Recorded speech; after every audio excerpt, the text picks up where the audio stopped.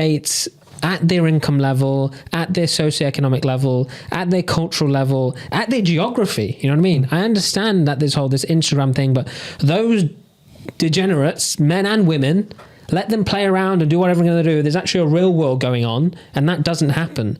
Now, this idea that women need to stop dating successful men, is that what it is? Yeah, like gunning for just successful men. Yeah, so women have always dated men who are of or just slightly increased on their, like, how much they earn, right? That, like, it's a great setting because it's useful for a long-term relationship that the man in. And the reason why is because when she comes to have children, he can pick up the slack. It's not as sinister as being made out. And it's not like a girl's earning 20 grand and she's getting guys who earn 100 grand. That's never what happens. I know they'd like you to think so. That's not happening. I can tell you, people earning 100 grand are not being with any girl who only has a capacity to earn 20 grand. I can guarantee you, I've been around these people. But I think it is a